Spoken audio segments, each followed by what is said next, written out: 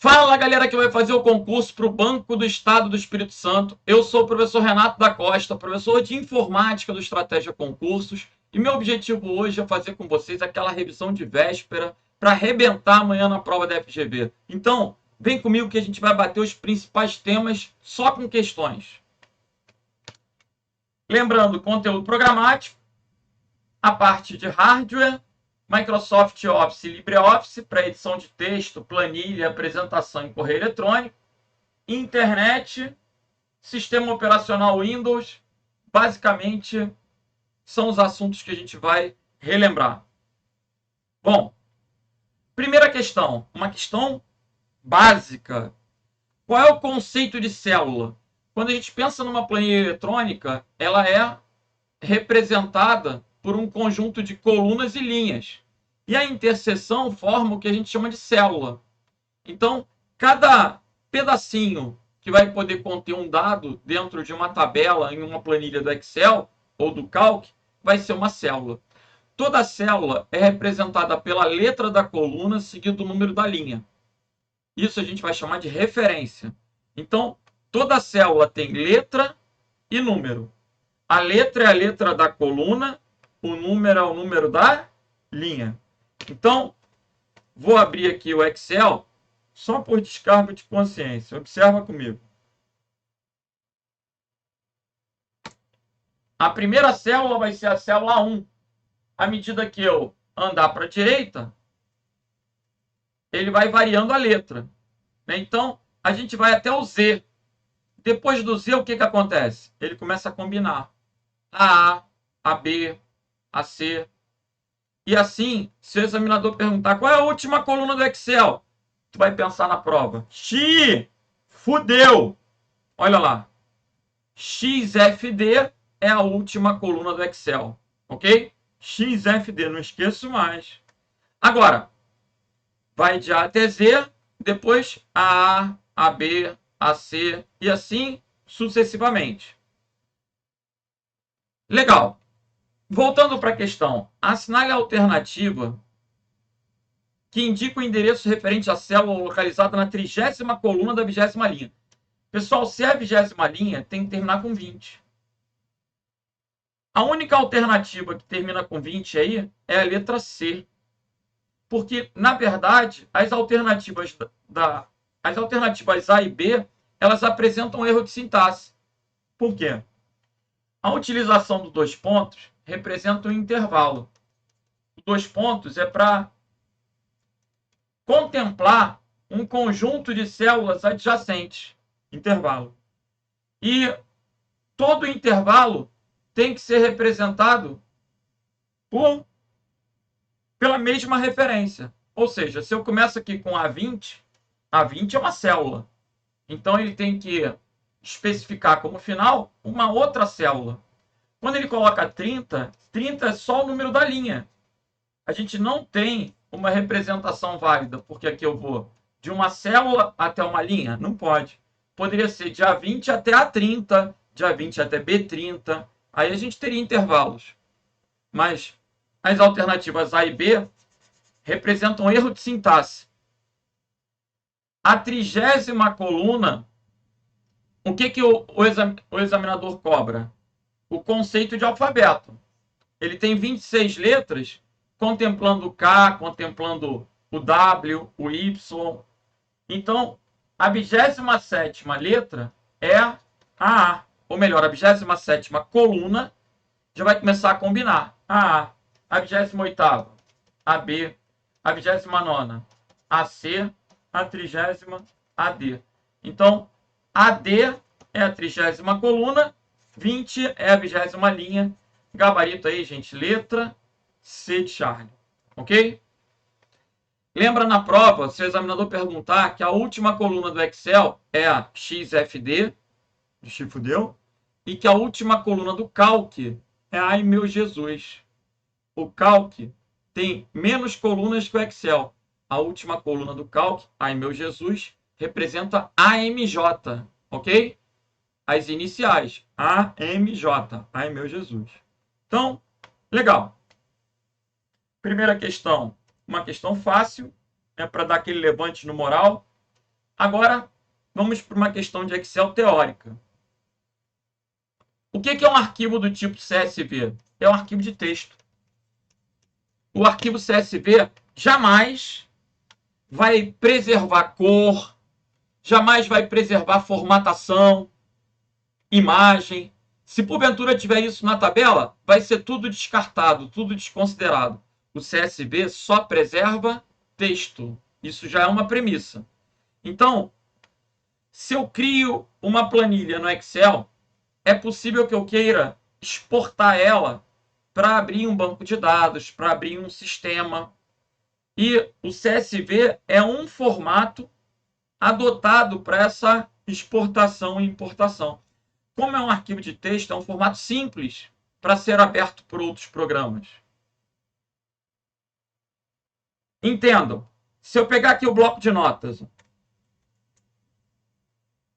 vou criar um arquivo de texto.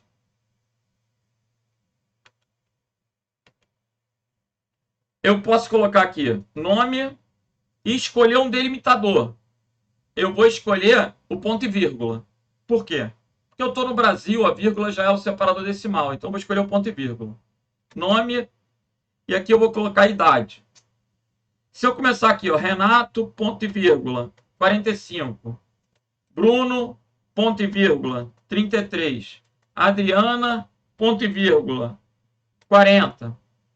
Aqui eu tenho 4 linhas e 2 colunas. O ponto e vírgula é o nosso separador de colunas. Se eu salvo isso como CSV, olha comigo, vou salvar na área de trabalho. Vou colocar aqui banest.csv.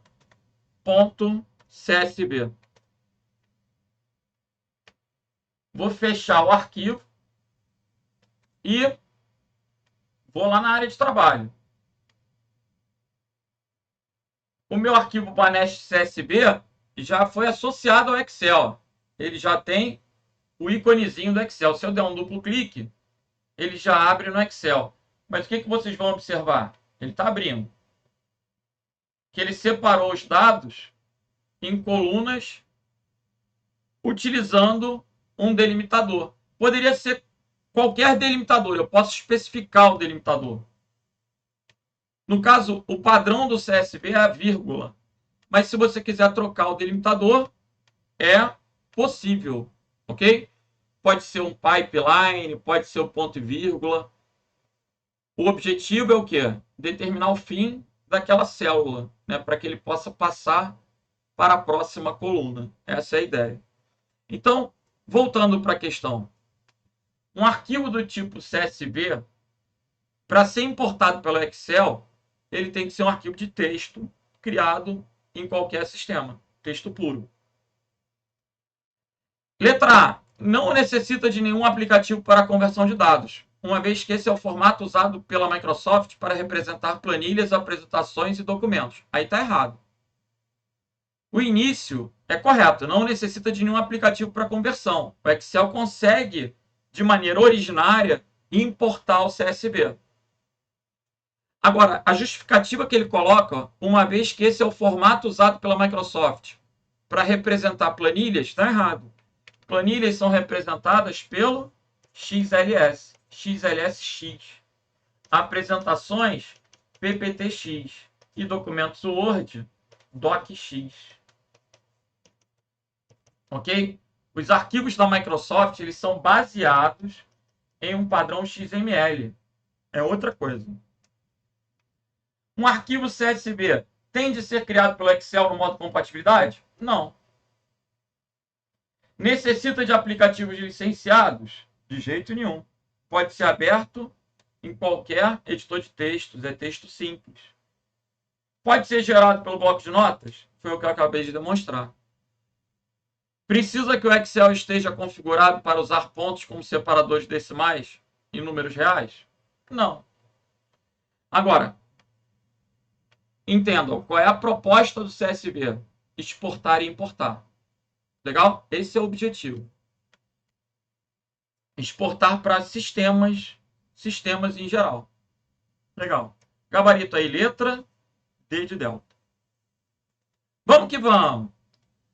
No Windows, a extensão de um arquivo indica o formato pelo qual ele deve ser tratado pelo sistema. Todo mundo já tirou foto e sabe que normalmente as fotos são arquivos JPG. Todo mundo já ouviu música e sabe que normalmente as músicas têm uma extensão MP3. Arquivos do Word, DocX. Então, CSV, a gente acabou de citar, texto separado por vírgula.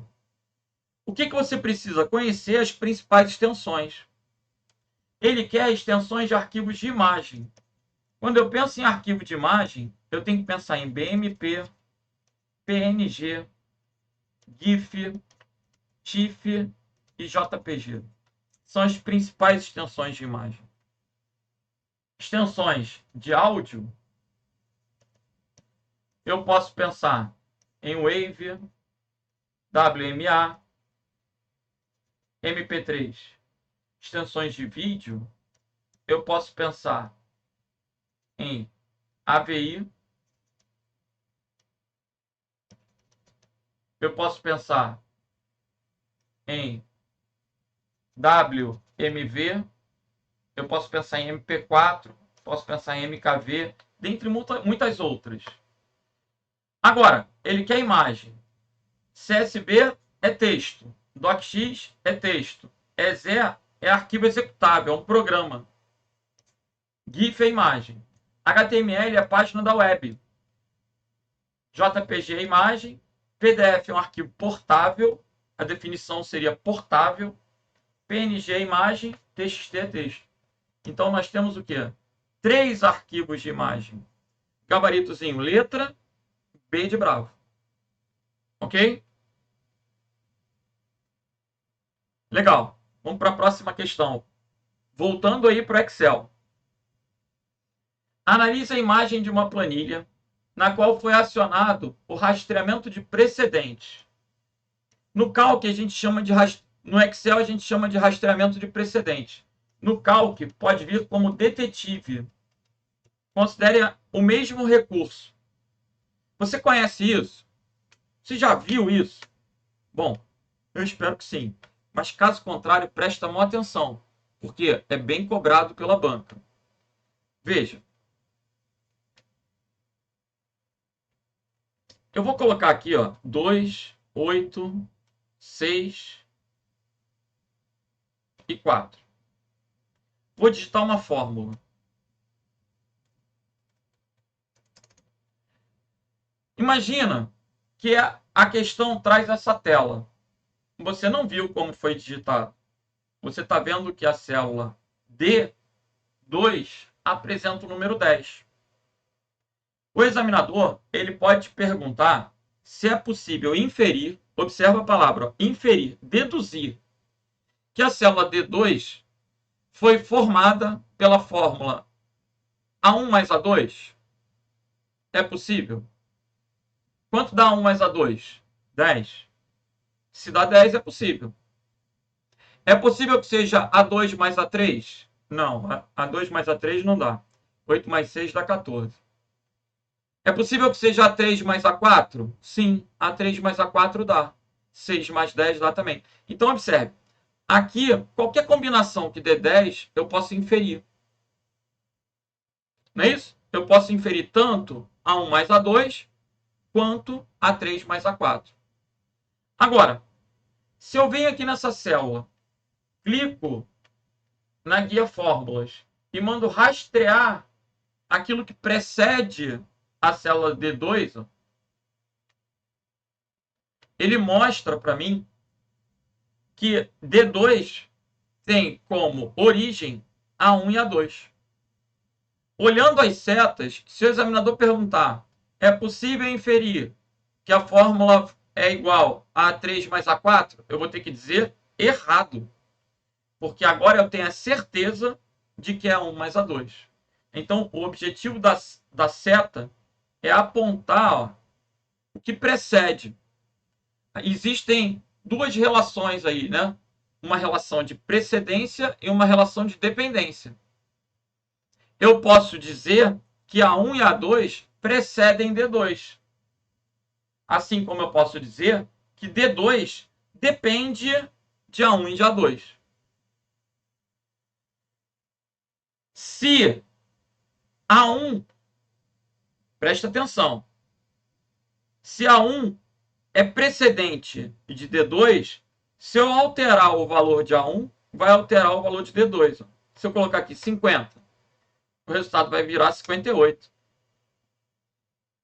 Já a célula 4, se eu alterar aqui para 1000, não vai impactar nada em D2.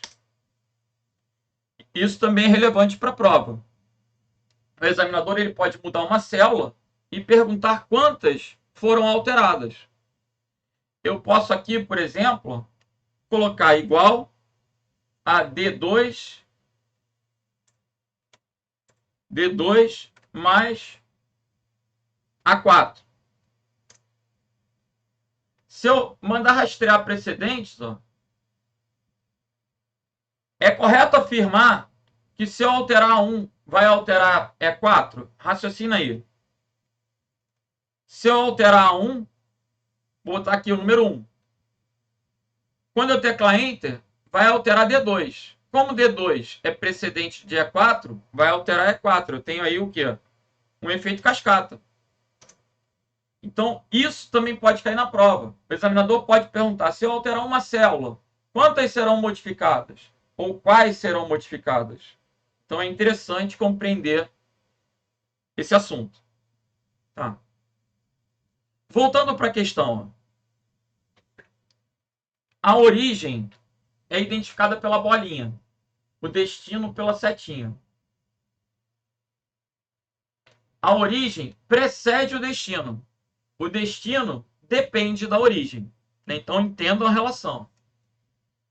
Olha a letra A. C4 depende de A1. C4 é 98. C4 depende de A1? Depende. Ele quer o que não pode ser inferido, o que não pode ser deduzido. C4 depende de A1? Depende. Tem a bolinha aqui, tem a setinha aqui, então tem dependência. C4 depende de C2? Sim, ó. C4 depende de C2. A3 depende de A1? A3 não depende de ninguém. A3 precede C2, mas A3 não tem dependência. As células que dependem de alguém são C2 e C4. A1, A2 e A3 não dependem de ninguém. Elas precedem.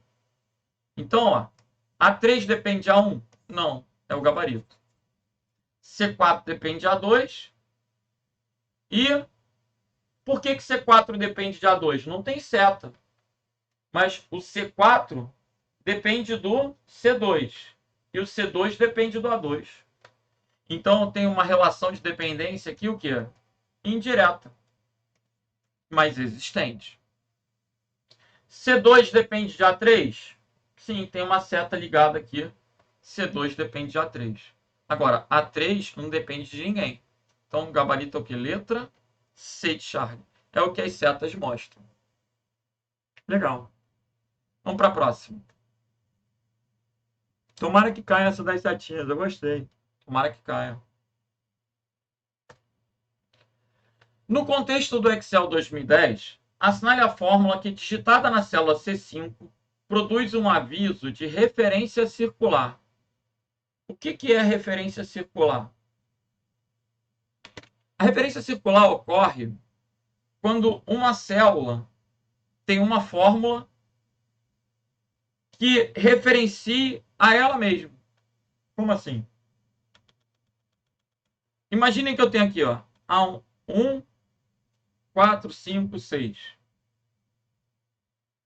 Se eu colocar aqui igual a soma de A1 até A4, ele vai calcular para mim de boa. Mas se eu colocar igual a soma de A1 até A6, como é que ele vai conseguir somar 6 se você está na célula 6? Eu não posso fazer referência ao meu próprio endereço. Isso cria uma advertência que é a tal referência circular. Olha a teoria na janela. Existe uma ou mais referências circulares, em que a fórmula se refere à sua própria célula direta ou indiretamente. Isso pode fazer com que sejam calculadas incorretamente. Então, referência circular acontece sempre que você referencia na fórmula a sua própria célula. Por isso, ele diz que está na célula C5. Essa é a informação mais importante. Você vai ter que fazer a busca por uma alternativa que contemple C5. Se tiver C5, está errado. De A2 até B9 não tem C. De D2 até F5 não tem C. F4 não tem C. Então não tem C5. Essa passou, não vai dar erro. De B2 até B109 é uma coluna. Vai de B2 a B109 e não passa por C. De C6 até C8, poupou o C5. É do 6 ao 8. A4 também não tem C5. De B2 até B9 não tem C5. De C2 até C3 não chega no C5. E4 também não. Agora, de B2 até C9, passa por C5, compreende? B2, B3, B4, B5, B6, B7, B8, B9. É uma matriz. C2, C3, C4, C5. Olha aí. A letra D é a resposta, porque o C5 ele está contido nesse intervalo. As demais, ó, de C2 até D4, parou na linha 4. De B2 até D4, parou na linha 4. Então, a única alternativa que provoca o erro de referência circular é a alternativa da letra D de delta. Ok?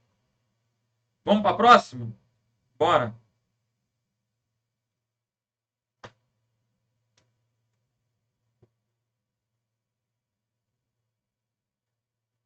No âmbito das planilhas do Calc, Excel e Calc, pessoal, têm sintaxes muito próximas. Existem exceções, são poucas. Vamos lá. A fórmula que provoca uma referência circular, ó, é o mesmo assunto. Você vai ter que procurar uma fórmula que tenha referência a si mesmo. Qual é a informação mais importante? D10. A fórmula que tiver D10 vai apresentar referência circular. Então, o número 10 menos D2, beleza. D1 mais D15, beleza, não pode ter D10. A soma de A2 até F21. De A até F passa por D. De 2 até 21 passa por 10. Gabarito, letra C. D10 está aqui nesse intervalo. Você entende esse conceito de intervalo, né? Conceito de matriz. De A até F, de 2 até 21. Então, de A até F contempla o D. Olha a letra D, ó, parou no 9. Não tem D10. Aqui começa do 11 e vai até o 20. Não tem D10. Passou também. Na letra E tem D1 e D15. Passou também porque não é intervalo. Né? Aqui eu tenho um ponto e vírgula, que é o separador. D1 e D15. Lembrando que o 2 pontos é um até e o ponto e vírgula é um e. Gabarito, então, letra C de Charlie. Vamos para a próxima. Uma prática comum no Excel é a definição de intervalos. Intervalos são células adjacentes. Nesse contexto, considere os intervalos exibidos a seguir. Definidos de acordo com a notação usada no Excel. Como é que é a notação usada no Excel? Quando eu penso no intervalo, eu vou ter uma referência do menor, 2 pontos, maior. Então, por exemplo, eu vou colocar B2, 2 pontos C4. Essa é uma referência escrita de forma correta. Se o examinador colocar C4, 2 pontos B2, funciona, mas não é adequada.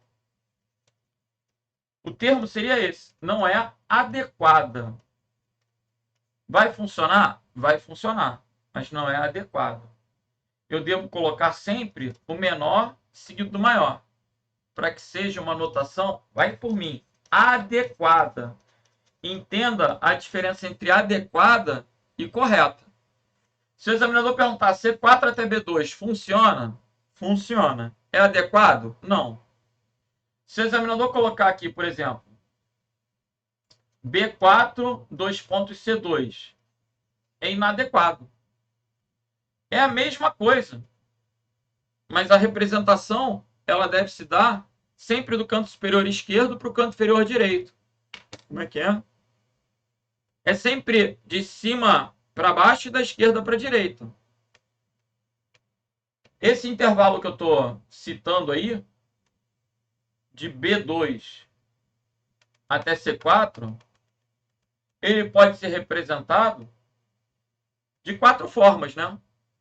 Eu posso colocar de B2 a C4, eu posso colocar de B4 a C2, de C2 a B4 ou de C4 a B2. Né? Eu posso representar de 4 formas. São equivalentes.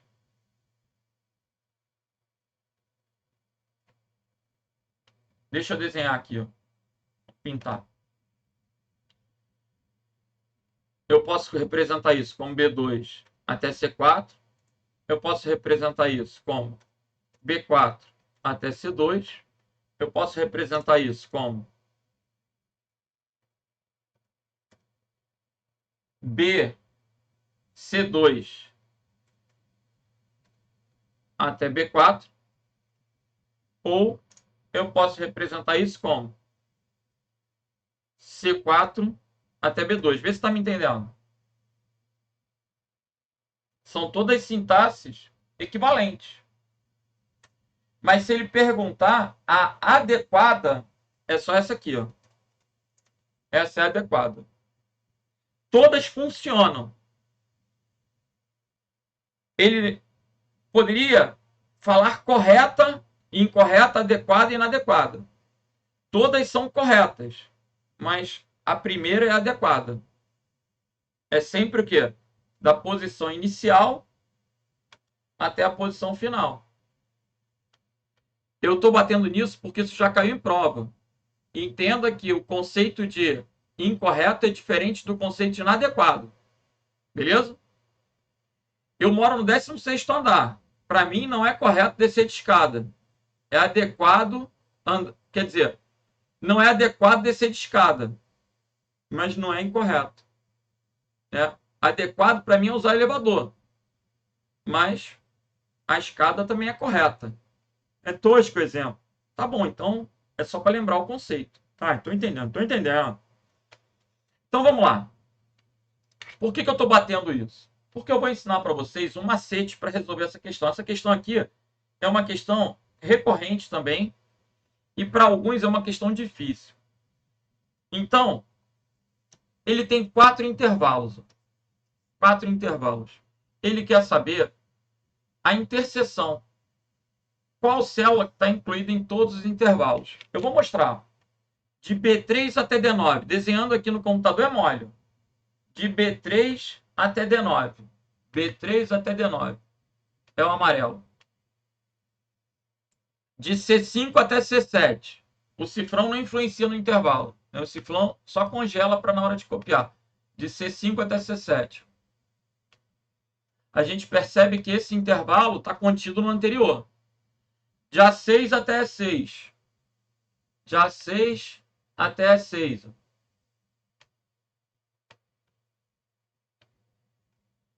E de A1 até G10. De A1 até G10. Qual é a célula que está em todos os intervalos? É a célula C6. Eu consigo perceber isso. A única célula que pertence a todas as seleções é a célula C6. Mas na hora da prova, você vai ter dificuldade de ficar desenhando tabelinha. Tem gente que provavelmente ia pegar a reguinha, na prova não, né? Vai fazer as colunas, vai fazer as linhas e vai colorir, vai botar, né? Vai tentar fazer essa sobreposição. para perceber qual. Beleza. Mas se... O que eu quero agora? Ensinar um macete. O macete é o seguinte: você vai olhar todos os endereços, eles estão escritos de forma adequada. A forma adequada é sempre o quê? Do menor para o maior. Então, de B3 até D9 está adequado, de C5 até C7 está adequado, está adequado, está adequado. Agora, você vai pensar no maior do menor e no menor do maior.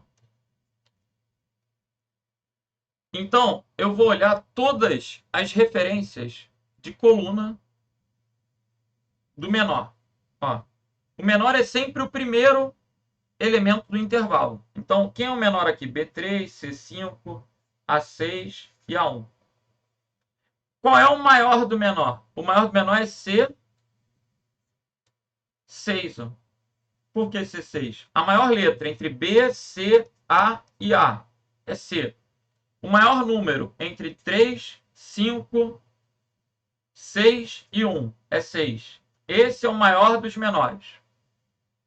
E o menor do maior? Agora eu vou olhar o segundo, o final de cada intervalo. Eu olho o primeiro intervalo, a primeira célula de cada intervalo, depois eu olho a segunda. Aqui é o contrário. Agora eu vou pegar o menor do final. Entre D, C, E e G. O menor é o C. Entre 9, 7, 6 e 10. O menor é o 6. Então, o intervalo ficou sendo o quê? De C6 até C6. Dá um outro exemplo? Sim. Vou inventar. Se eu colocar aqui de B5, 2 pontos F7, de A8, não, A4, 2 pontos C12. O que eu vou fazer para pegar esse intervalo? Vai ser o maior do menor. Entre B e A, B. Entre 5 e 4, 5. 2 pontos. O menor do maior. Entre F e C, C. Entre 7 e 12, 7. Então, B5 até C7 é a área comum entre esses dois intervalos. É assim que eu penso. É assim que eu raciocino na prova. Professor, é difícil. Ninguém falou que ia ser fácil. O importante é que seja previsível, para que você tenha a chance de acertar. Isso pode cair? Pode. Isso caiu para soldado da Polícia Militar de São Paulo. Pode cair no teu concurso? Pode. Então entenda. Se você não se adaptou à maneira como eu expliquei, pensa como você vai fazer isso na prova. Se você vai fazer tabelinha, se você vai, né, pintar um por cima do outro. Pensa como você vai fazer na prova. Eu faço assim. Legal? Estou entendendo.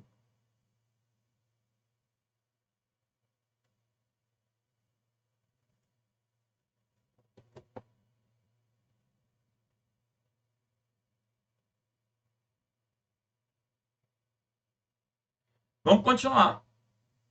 Bora.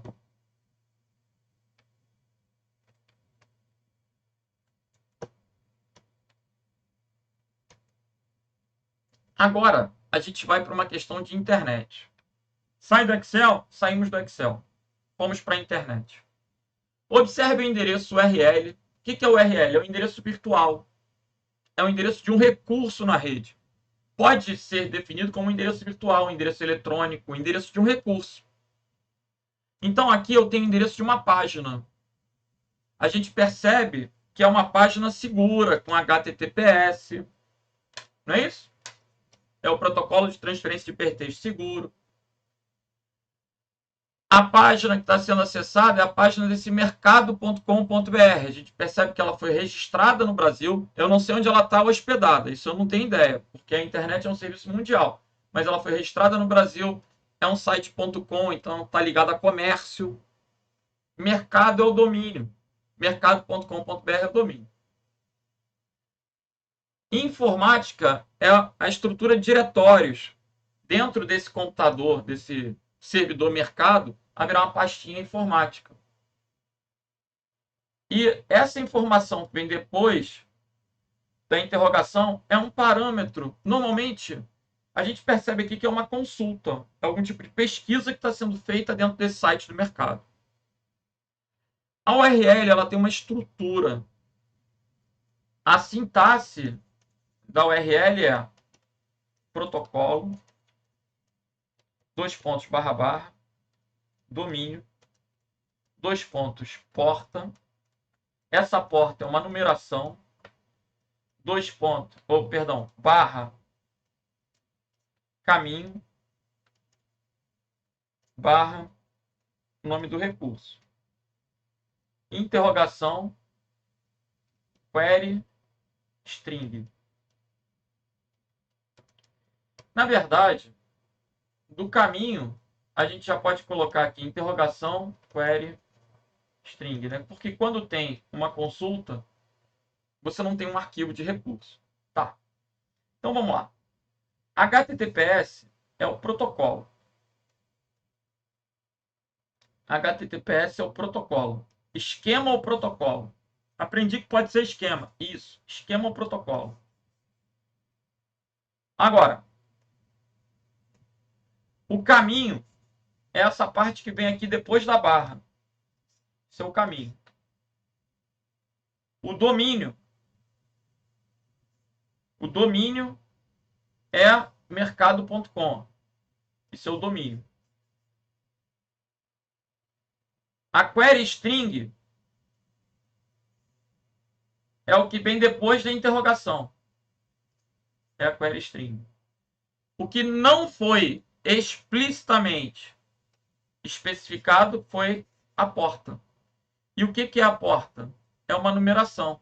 No caso do HTTPS, poderia aparecer o número 443. Você desencana que você não vai precisar decorar os números. Pelo menos você não vai fazer isso na véspera da prova. Se você sabe, ótimo. Mas véspera de prova, você não vai se estressar com o número de porta, porque a FGV não tende a cobrar. Ela está cobrando só a posição dentro da URL.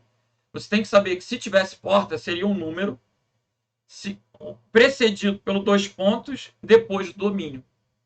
A porta, assim como o caminho, assim como a query string, são informações adicionais e, ao mesmo tempo, facultativas. Pode aparecer ou não. Beleza? Eu posso ter uma URL sem caminho, sem query string, sem porta. Posso ter uma URL sendo apenas o quê? O esquema, o protocolo e o domínio. Ok? Então, voltando para a questão, o gabarito é o quê? Letra D de delta. Vamos que vamos.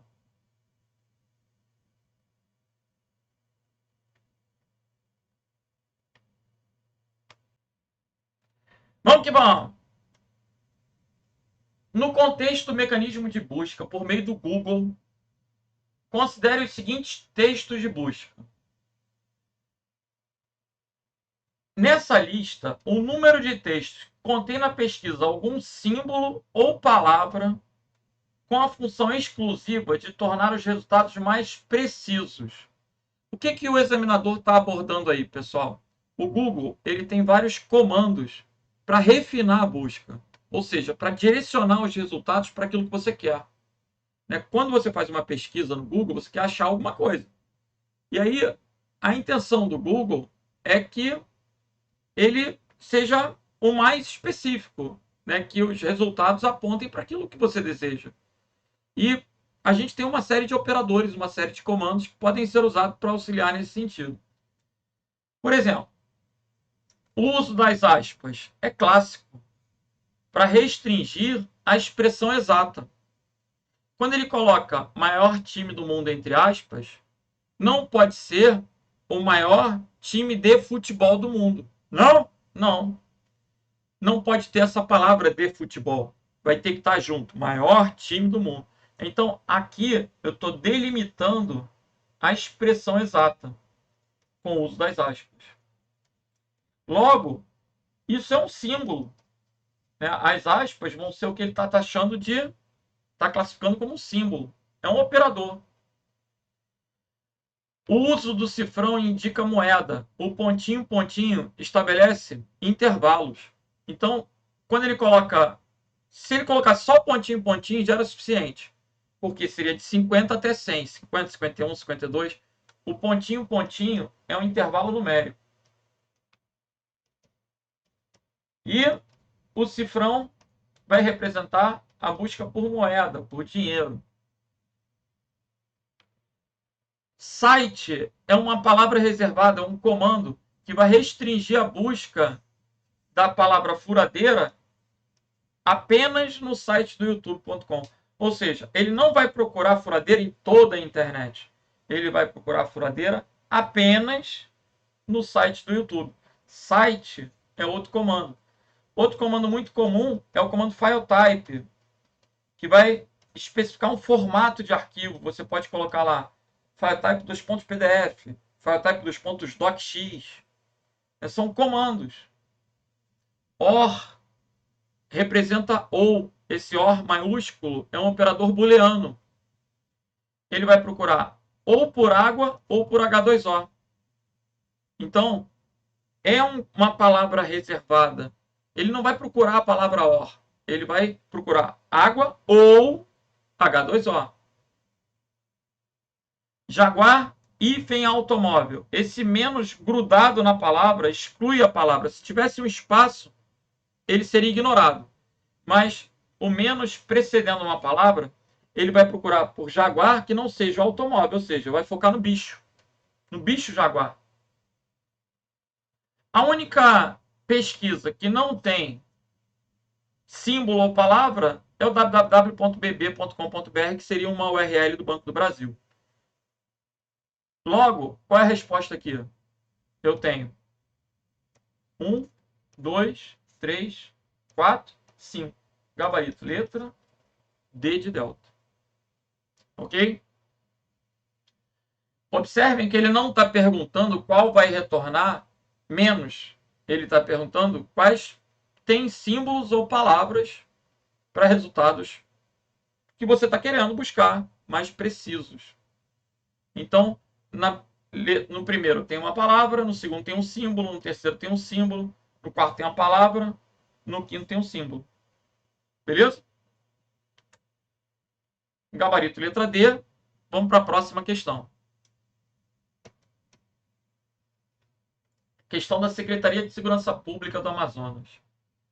Considere uma pesquisa no Google a partir do texto de busca mostrado a seguir.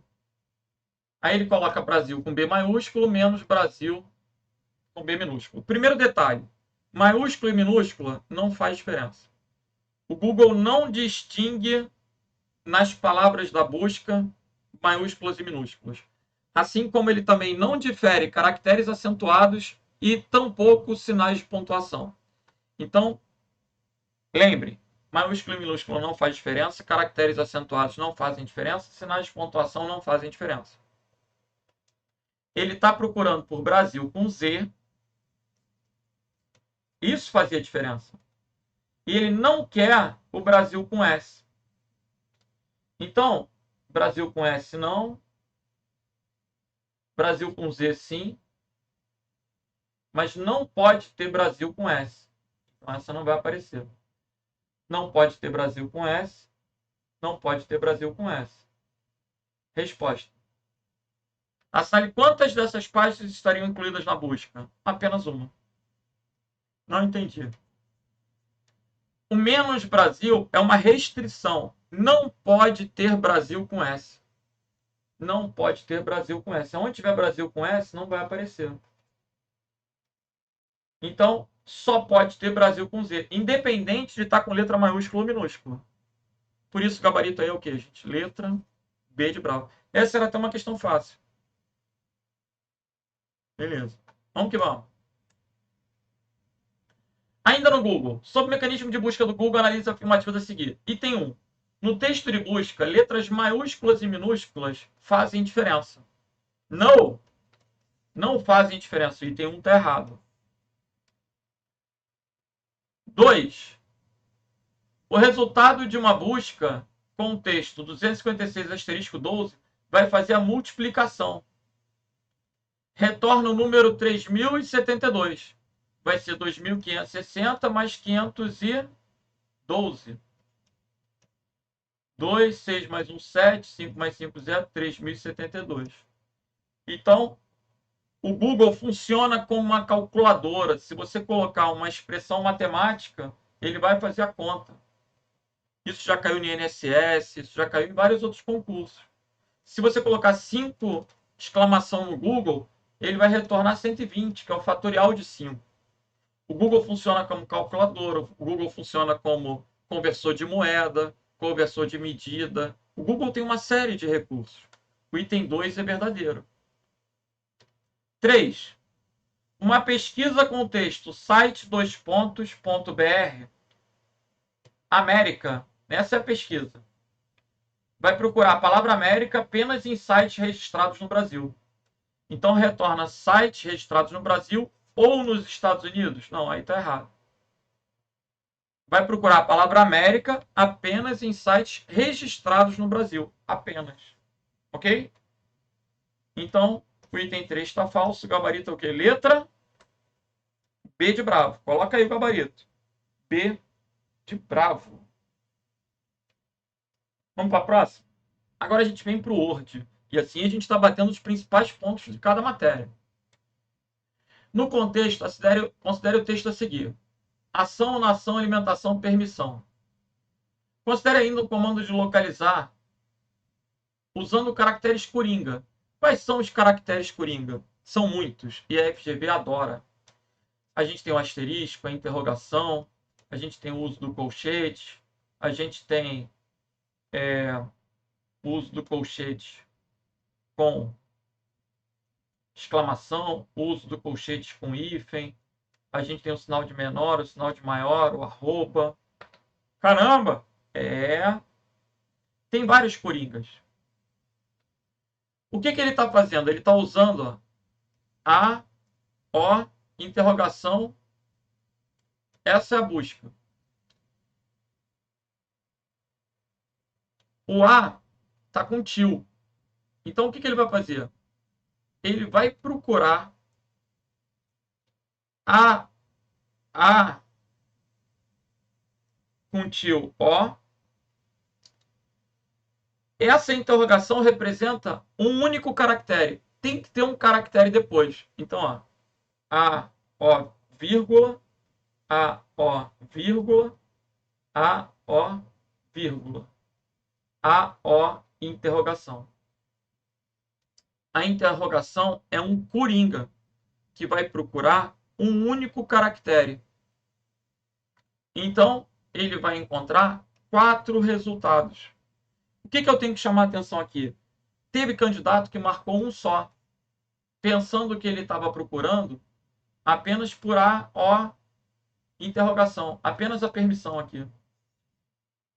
Sendo que a interrogação aqui não é o caractere, o ponto de interrogação, e sim o coringa, que representa um caractere qualquer, pode ser a vírgula, pode ser qualquer caractere.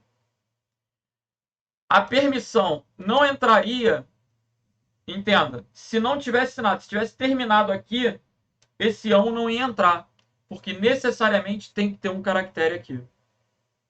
Repete. Vamos pegar um outro exemplo. Se eu colocar M, interrogação, interrogação O, ele vai procurar por medo, por mato, por mico, por maio. Mas macaco ele não vai achar. Por quê? Tem que ter 4 caracteres. Se ele colocar mão, ele não vai achar. Por quê? Tem que ter 4 caracteres. Aqui tem que começar com M, tem que terminar com O. E tem 2 caracteres que eu não conheço. Então tem que ser uma palavra com 4 caracteres. Quando ele coloca o A, o ão, com a interrogação, tem que ser uma sequência com 3 caracteres. Se permissão terminasse aqui, não teria 3 caracteres, teria só 2. Aí não iria encontrar o resultado. Ainda bem que tem esse sinal, né? Porque aí pegou o caractere. Estou entendendo. Beleza? Vamos que vamos. O espaço é um caractere? É. No Word, o Word permite o uso de coringas. São caracteres coringa válidos, exceto... E aí? O asterisco representa 0 ou mais caracteres. Então, se eu colocar aqui mi asterisco a, ele vai encontrar por mia, ele vai encontrar por mi, a, migalha. Ah, migalha, saiu bem, hein? Migalha. Ele vai procurar por minha. Ele vai procurar por qualquer palavra que comece com mi e termine com a. Na verdade, ele vai procurar por qualquer sequência que comece com mi e termine com a. Se eu colocar aqui meu casaco, se eu procuro não, meu não.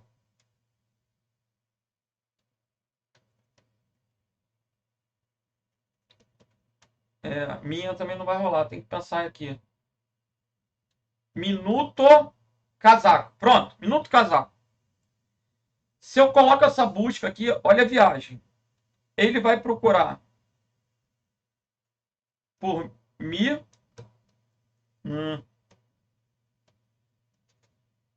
Começa com mi e termina com a. Vai pegar aqui mi e vai terminar aqui, ó, no a. Vai pegar minuto k. Esse asterisco ele corresponde a 0 ou mais caracteres. Esses caracteres podem ser, inclusive, espaços. Ele vai passar pontuação. Ele vai passar. Legal? Começa no mi, termina no a. Ele vai encontrar isso como sendo uma localização. Ok? A interrogação corresponde a um caractere.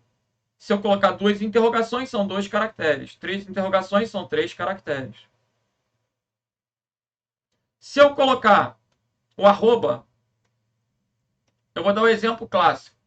Se eu coloco ca@tinga, ele pode retornar catinga ou caatinga. Se eu procurar car@o, ele vai procurar por caro ou por carro. Estou entendendo. O não costuma ser exclamação no Word. No sentido de,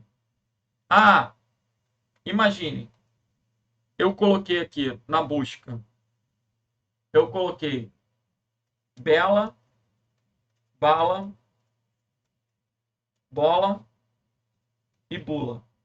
Se eu mando procurar B, exclamação, O, lá, essa sintaxe, ela vai encontrar bela, bala e bula. Aqui está dizendo não ao O. Olha que viagem. Se isso cai na prova, a palavra bola tem que ter o B, tem que ter um caractere, tem que ter L e A. Vai procurar por bela, por bala, por bola e por bula. O que está dentro dos colchetes é aquilo que representa um caractere. Só que nesse caso, esse um caractere não pode ter o O.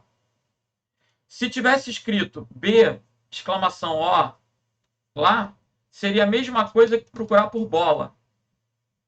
Se tivesse B, colchete, U, ele ia procurar tanto por bela quanto por bula.